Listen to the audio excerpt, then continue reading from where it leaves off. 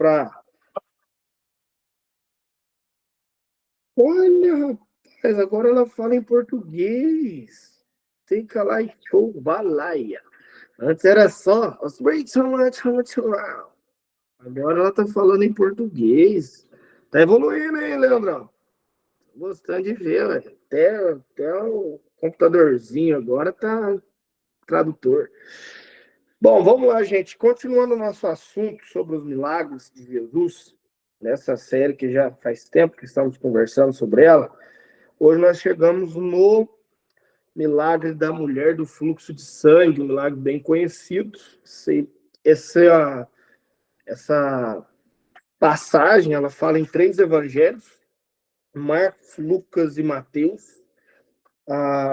e os 3 vão retratar a história bem semelhante, porém eu quero pegar hoje a história do livro de Marcos, que para mim tem alguns detalhes ali importantes.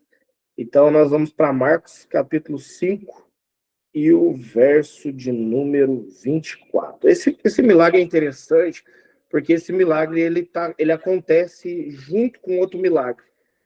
A filha de Jairo e a mulher do fluxo de sangue, eles acontecem juntos. Jairo vai chegar para chamar Jesus para ir curar sua filha. No caminho, a mulher interfere o caminho de Jesus e ela é curada. Amanhã nós vamos falar sobre o milagre da filha de Jairo. Então amanhã se prepare porque vem coisa boa aí. Mas hoje eu quero focar só na história dela, então não vou falar da história de Jairo, porque amanhã eu vou repetir e vou pular a parte da mulher do fluxo de sangue. Mas vamos lá. Marcos capítulo 5, verso 24. E Jesus foi com ele aqui, Jairo, e uma grande multidão seguia e o comprimia. Estava ali uma certa mulher que por 12 anos sofria de uma hemorragia. Ela havia sofrido muito nas mãos de vários médicos, tendo gastado tudo quanto possuía, sem obter melhoras alguma. Pelo contrário, só piorava. Bom, tendo ouvido a respeito de Jesus, veio por trás dele e no meio da multidão tocou-lhe o manto, pois pensava, se tão somente tocar-lhe as vestes, serei curado. Sua hemorragia estancou imediatamente e ela se sentiu no corpo que já estava curado do seu mal. Jesus logo percebeu que dele havia saído poder. Então virou-se no meio da multidão e perguntou, quem tocou as minhas roupas? Seus discípulos lhe disseram, vês o tamanho dessa multidão que está te espremendo e ainda pergunta quem me tocou? Mas ele olhava em redor para ver quem havia feito aquilo. Então a mulher, atemorizada e trêmula, ciente do que lhe havia acontecido, foi, prostrou-se diante dele e contou-lhe toda a verdade. E Jesus lhe disse, filha, a tua fé te salvou. Vai-te em paz, fica livre deste mal. Muito, muito bom. Então, alguém com o áudio ligado aí e tá fazendo barulho. Se for você, desligue, por favor. Vamos lá. Já estamos orados, eu quero atentar algumas coisas dessa história. Talvez você já ouviu, provavelmente, se você é crente, você já ouviu essa ministração umas 500 mil vezes, porque é um dos milagres muito, muito poderoso.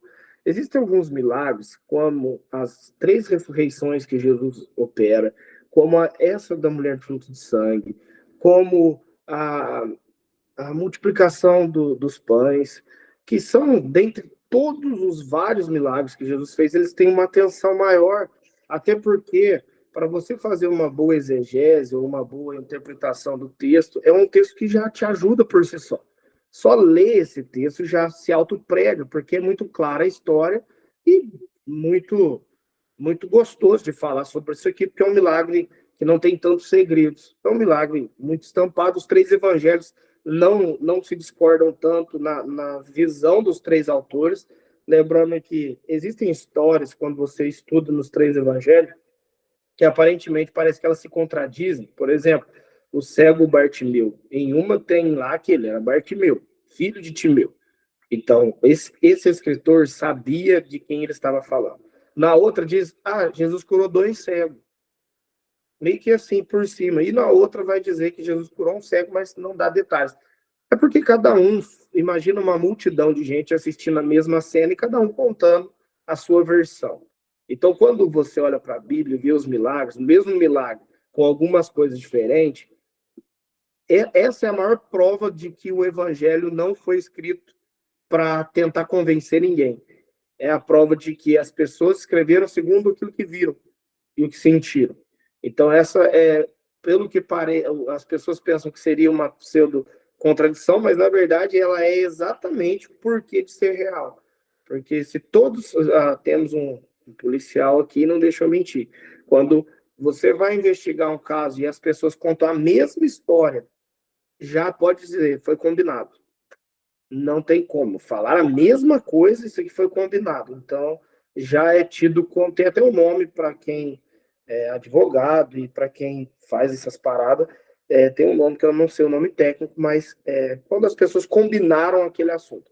No caso dos evangelhos, como ninguém combinou nada, até porque o evangelho é escrito por duas testemunhas oculares e duas que não estavam lá. Lucas é um médico que vai estudar as histórias e vai nas pessoas que viveram, então já é uma posição histórica, nem tão, não é mais de quem viu. João e Mateus viram, e Marcos há uma grande conversa que ele não também, algo ele pode ter visto, mas na verdade ele era discípulo de Paulo. Então, quando você olha para essas histórias auto se pregam, mas aqui existem códigos poderosos. Existem códigos poderosos nesse texto, que eu já preguei várias vezes esses textos, e sempre que você se debruçar sobre as escrituras, você vai encontrar revelações mais profundas. Se você estiver conectado com Deus, você pode ler o mesmo versículo 1000 vezes, e 1000 vezes Deus falará algo contigo novo. A palavra é uma fonte inesgotável, ela é um rio que corre. Ela corta a tua alma, ajunta a tua medula, a divisão da alma do teu espírito, e ela vai trazer sempre coisas no momento que você mais precisa. E no momento que você meditar nela, você vai beber de água limpa. Então, nesse texto tão conhecido, hoje, eu quero trazer algumas coisas para vocês, começando pelo tempo que essa mulher estava buscando a solução. A Bíblia, quando ela fala de números, nomes, cores, você tem que estar muito atento. Quando a Bíblia fala o ouro, quando a Bíblia fala a prata, quando a Bíblia fala por tantos anos, todas as vezes que a Bíblia fala isso, já são códigos que estão ali, que estão ali não por estar, estão ali porque querem, estão chamando alguém, chamando a atenção de alguém. Todo mundo foca muitas das vezes aqui no milagre, e de fato, cara, milagre, você não tem que ficar preocupado com a interpretação de como ele aconteceu, você tem que estar preocupado em recebê-lo. Mas é muito bom você saber os códigos que Deus trabalha. E aqui no número 12 é um número de governo. São 12 meses do ano. São 12 apóstolos. São 12 tribos. Então, toda vez que a Bíblia fala de 12, está falando sobre um governo terreno ou um governo espiritual. Agora, o que faz uma pessoa que está no tempo de governo estar sangrando, tendo menstruações constantes, sem cessar, morrendo? Minha mãe não pôde estar aqui hoje, mas a minha mãe teve um período que as plaquetas delas abaixou. E essas plaquetas baixas faz com que a mulher não consiga... A menstruação da mulher passa a ser literalmente um fluxo de sangue que a mulher precisa usar fralda. E é terrível. Eu já ministrei cura em algumas pessoas nessa área, e assim, a forma que acontece, além de ser para a mulher desagradável, é terrível. A minha mãe não passou nenhum ano com isso, e assim, ela chegou a ponto de ficar anêmica. Essa mulher, ela não passou 12 anos sangrando constantemente, porque senão ela tinha morrido. Quando fala de 12 anos, está falando que durante 12 anos ela estava tendo essa recorrência. Consegue entender? Porque senão ela tinha perdido todo o sangue do corpo. Mas ela estava tendo essa recorrência. O problema é que no nosso tempo, uma mulher menstruada, para os esquerdistas malucos aí, é até símbolo de liberdade, não sei o quê. Naquela época, estar menstruada era estar impura, estar suja. Então, pensa numa pessoa que 11 anos da sua vida se sentiu impura, suja. Quando você tinha a mulher hebreia, principalmente, quando ela estava menstruada, ela não podia sair de casa. Se alguém tocasse nela, ficava impuro. E se ela tocasse em alguém, segundo a lei, essa pessoa também estaria impura. Então, se você fosse mulher e saísse e fosse pego menstruada no meio do povo, você era apedrejada. Você era punida. Muitas das vezes com a própria vida. Era um nível que você precisa entender que estava acontecendo aqui. Agora, quando você olha para o 12 é o número de governo. E o 11 é o número de findar de um ciclo. Então, eu não sei se era no começo do 12º ano que ela estava procurando a solução, ou no fim, eu sei que era o 12º. E eu já quero aqui abrir um parênteses para te dizer que, às vezes, na tua vida, por tempos, parece que você está lutando com algo e nunca viu a solução. E você continua crendo, já buscou essa mulher, a Bíblia diz que buscou de todas as formas, mas só piorava. Então, talvez você já buscou na consultoria financeira, saúde financeira, não conseguiu. Talvez você já buscou até em Deus e não deu tão certo assim. Talvez você já buscou em pastores, em líderes, em homens e não deu muito certo. Talvez você buscou tua saúde emocional, teu casamento. Bom, eu não sei qual é a área da tua vida que está enferma, eu sei que há áreas da nossa vida que são recorrentes. Ficamos bem por um tempo e dali a pouco tudo piora de novo. Eu conheço pessoas que elas dão 5 passos para frente, 6 para trás. Então elas vivem um ciclo de vida vicioso que nunca faz com que elas rompam. Elas vivem no ciclo da morte. O círculo da morte é um nome dado, para quem não sabe de onde vem o nome círculo da morte, as formigas, elas têm um costume de deixar o rastro pelo cheiro dos seus hormônios e elas criam aquele caminho que você já deve ter visto entre o formigueiro e o lugar que elas estão se alimentando. Só que quando uma formiga perde o sentido, ela começa a andar em círculo e ela começa a liberar hormônio, e todo mundo daquelas formiguinhas começa a andar em círculo, e eles chamam o círculo da morte porque se ela não recalcular a rota, todas vão morrer ali de exaustão. Pastor, o que tem a ver 12, formiga e essa mulher e eu? Tudo. Porque quando você está numa recorrência tentando romper, você anda em círculo de morte. Porque você vai tentar com a força do teu braço. Assim como as formiguinhas tentam sair, elas só estão andando em círculo, e se você colocar esse nome na internet, você vai ver agoniante, porque as formiguinhas ficam andando assim, um monte, andando em círculo, e elas vão morrer de exaustão. Quantos de nós estamos morrendo de exaustão porque não conseguimos romper em algo que Deus já nos deu, em algo que Deus tem para nós? Bom, essa mulher estava desse jeito, 11 anos, rodando em tudo quanto é canto.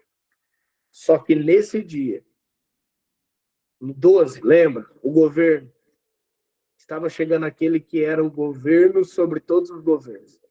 Estava chegando aquele que era sobre todos os que são. Estava chegando aquele que era o príncipe da paz, o grande eu sou. Estava chegando naquele dia, ou melhor, passando por ela, aquele que, se fosse tocado em fé, resolveria o que 11 anos não resolveu. O que eu quero te ensinar aqui? Primeira coisa, aprenda a notar o céu. Não quer dizer que porque por 11 anos você já tentou, ou sei lá quanto tempo você tentou, que hoje, nessa manhã, não pode ser o teu dia. Pode ser hoje, pode ser agora, e pode ser você. Tudo que você precisa é, primeiro, fazer o que essa mulher fez. Essa mulher, no tempo de desespero, ela já tinha sofrido muito, e o sofrimento é um problema, porque o sofrimento tende a te prender no sofrimento. As pessoas que estão sofrendo, elas não conseguem ver além. A fé, ela se opaca quando você está num período de muito caos. Pastor, o que eu faço então? Então você pede ao Espírito mais fé, para que ele te dê e você veja além do caos. Essa mulher viu além do caos. Não foi. É interessante porque ela diz, né? Tendo ouvido a respeito de Jesus, veio por detrás dele e tocou-lhe, pois pensava, só sendo. Ela pensou, somente eu tocando nele, eu serei curado. Bom, vamos lá. Eu sei que tocar Jesus é tudo que você precisa nessa manhã. E se você tocá-lo em fé, virtudes sairão. E estas virtudes trarão sobre ti aquilo que você precisa para que o tempo de governo na tua vida comece. Vou repetir. Se você tocar Jesus essa manhã, é exatamente a medida de tudo que você precisa para que o tempo de governo na tua vida comece. No teu ministério, hoje, nessa manhã, na tua vida, bem agora, nessa manhã, do teu milagre. Eu quero te ser um profeta nessa manhã para dizer que se você tocar ele, o tempo do governo vai começar. O tempo de esvaziar-se e perder, igual ela perdia sangue todo dia. E sangue é vida, sangue é energia, sangue é tanta energia que quando a minha mãe enfrentou este mesmo problema, minha mãe não conseguia sair da cama. Então, quando você está num ciclo vicioso, em uma depressão terrível, ou num tempo de um círculo de morte, você malemar tem vontade de sair da cama, você não consegue governar, você não consegue, você está frágil, você está fraco. Mas se você entender que se tocar ele hoje, o tempo de governo na tua vida vai começar, pode ser hoje. O teu toque pode atrair para você. E o que eu faço? A forma que você toca Jesus muda tudo, querido. Não é só tocar. Bom, uma multidão estava espremendo ele. Tinha muita gente tocando ele. Agora, dentre aquele monte de pessoas que estavam esfregando em Jesus, havia alguém que queria tocá-lo. Para de só se esfregar em Jesus. Tem gente que está no culto de domingo a domingo, só que só se esfrega. Só ouve uma palavra. Só participa do que a multidão participa.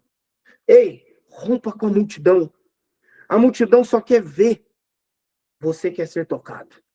A multidão só quer ouvir, você quer entender os mistérios. A multidão só quer pão e peixe, você quer carne e sangue. Você não quer mais viver a vida da mesma forma. E eu não quero ser um crente que vive 20 anos na igreja vivendo a mesma coisa. Por isso, um dia, eu determinei que eu não só queria tocá-lo, mas queria ser tocado por aquilo que ele tinha para me dar. Agora, lembra? Essa mulher estava em risco. Fé é igual risco. Se você quer ser tocado, você precisa assumir riscos. Essa mulher assumiu o risco de ser apedrejada. Essa mulher estava tocando. Lembra que eu disse que, segundo a lei, se essa mulher tocasse em alguém, essa pessoa ficava impura. E ela tocou alguém e essa pessoa não ficou impura. Pelo contrário, ela foi purificada. Porque ela tocou não no sangue da morte, ela tocou no sangue da vida. Eu poderia gastar um tempo aqui te ensinando só sobre o que ela tocou na franja do talite de Jesus. Ela tocou na franja, eu poderia te ensinar só sobre isso, poderoso. Mas eu gastaria muito tempo teologando e pouco tempo liberando. E nessa manhã eu sinto de liberar uma estação de governo sobre a tua empresa, uma estação de governo sobre o teu ministério, uma estação de governo sobre a tua área financeira, sobre a tua saúde. Eu declaro nessa manhã saúde emocional. Eu declaro nessa manhã que os príncipes do inferno que estavam cercando teus milagres caiam por terra. Eu declaro nessa manhã que os demônios que estavam retendo nos ares os tesouros que eram seus, que eles soltem agora, como uma espada de fogo que sai da eternidade e corta as regiões celestes, que a palavra profética corte sobre a tua cabeça nessa manhã, exatamente a medida para que o teu tesouro desça e recaia sobre a mesa da tua casa. Que o tempo da morte termine e o tempo da vida comece. Que a estação de andar em círculo acabe e o tempo do governo se inicie. Esse milagre é tão louco, gente, que quando você estuda, você vai ver que a filha de Jairo tinha 12 anos. Jesus está indo levantar uma geração de governo. Uau! E no meio do caminho, uma mulher toca e recebe o governo, no tempo de governo. Quando Jesus está querendo se movimentar para liberar o governo, ele vai atrás de uma geração morta para levantar ela para governar. Se você acha que o Brasil está morto, que a política está fracassada, é porque você não sabe os planos de Deus, que escolhe as coisas loucas e vive e tira do monturo príncipes. Você não consegue ver com os olhos dele, mas ele já viu. E se você acha que porque você está vivendo o que vive, não há como você governar, deixa eu te dizer, você está no lugar que deveria estar, perto das orlas das vestes. Tocar nas orlas das vestes requer algumas ações. Primeiro, romper com a multidão. Para de pensar como a multidão. Seja alguém disponível nessa manhã para fazer além do que as pessoas fazem. Sim, tocar no manto não requer a mesma coisa. A multidão estava espremendo Jesus, mas havia uma mulher prostrada, correndo risco de ser pisoteada. Havia uma mulher prostrada, correndo risco de morrer. Havia uma mulher ali disposta a tudo ou nada. Que nessa manhã você diga ao céu, tudo ou nada. Mas eu vou te tocar. E se eu te tocar, a minha vida não será mais a mesma. Hoje, nessa manhã, o meu desejo é que você seja tocado de uma forma tão profunda que os teus ossos sintam. E que aquilo que o Senhor preparou para você seja liberado. É interessante que a mulher, ao tocar, arranca algo de Jesus. O texto diz, Jesus logo percebeu que dele havia saído poder, algumas versões, virtudes. Você está disponível para arrancar poder do céu hoje? Sabe qual é o teu defeito? Você quer que o céu faz para você e você não faz nada. Sabe qual que é o teu defeito? Você está tão acostumado a mendigar as coisas para os outros que você vai como mendigo a Deus. E Deus está querendo pessoas para governar. Pastor, não entendi, me explique. Bom, essa mulher não foi ali para dizer, Jesus, por favor. Não, ela foi para arrancar algo. E o Senhor está procurando nessa manhã pessoas disponíveis para arrancar algo dele. Existe um nível de fé que te faz caminhar atrás de Jesus e existe um nível de fé que te faz arrancar coisas dele. Que nessa manhã a tua fé arranque coisas.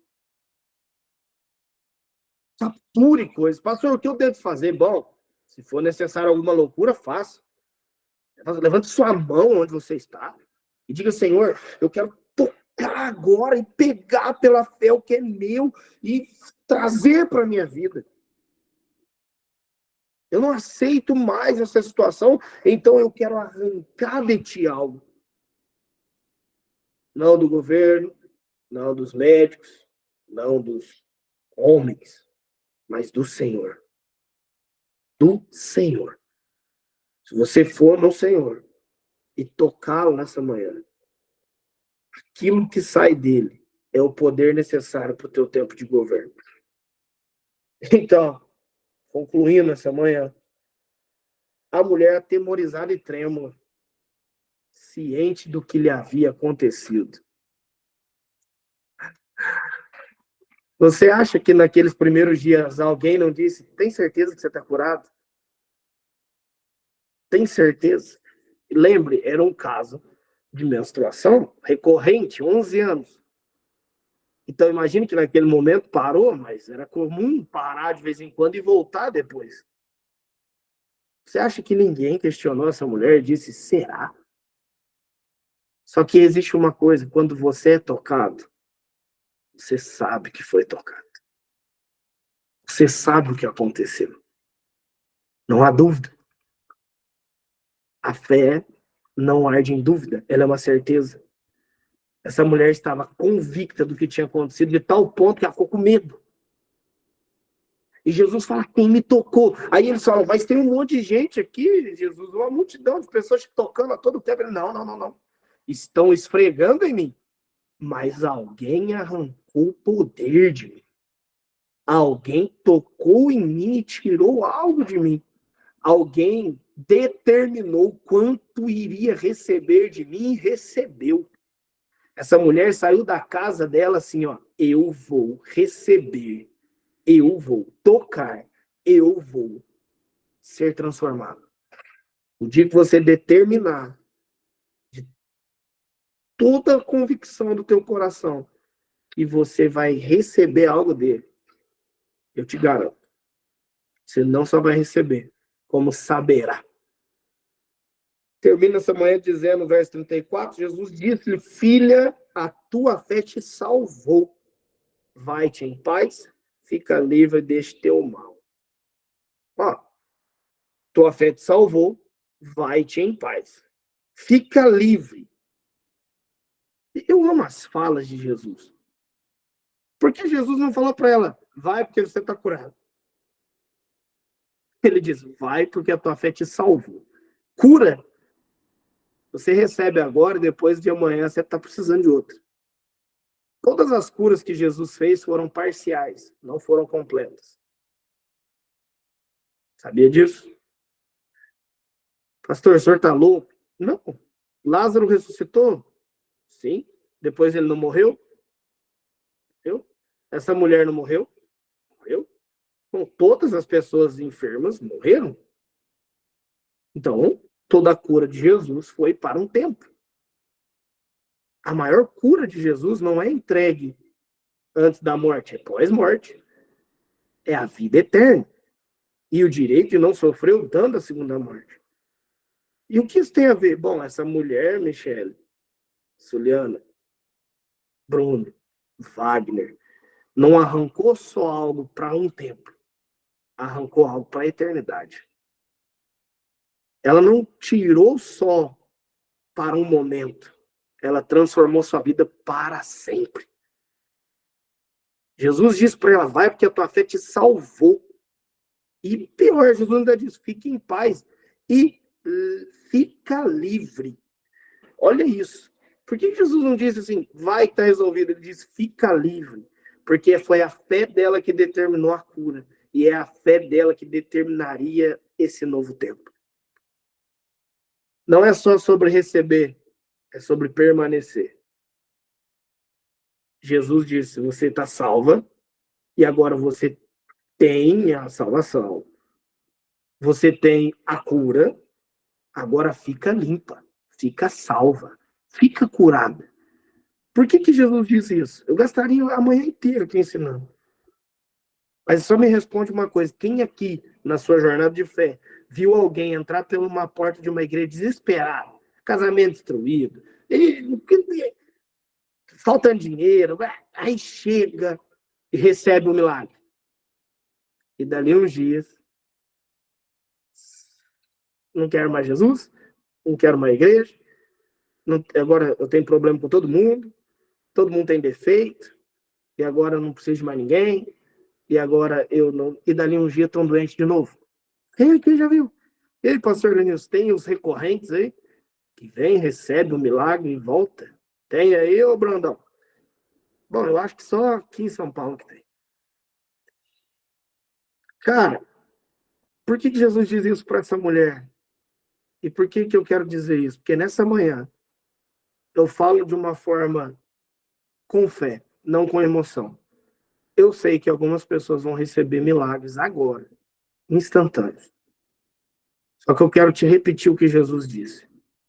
Fica-te sã. Vai e fica livre. Permanece livre. Não volta a comer o próprio vômito. Para de vir atrás de Jesus só para receber um milagre. O maior milagre que ele tem não é só te curar, te dar dinheiro. Tudo isso é parcial. O maior milagre é conhecê-lo e prosseguir e conhecê-lo. A eternidade é essa, Pai, que eles te conheçam. Oséias diz, Pai, que eles conheçam e prossigam em te conhecer.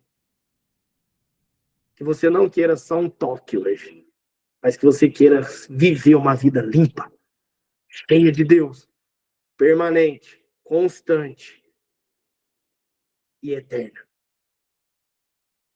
Pai, termina essa manhã como uma voz profética sobre a vida de cada um deles, liberando das porções que esta tua palavra carrega.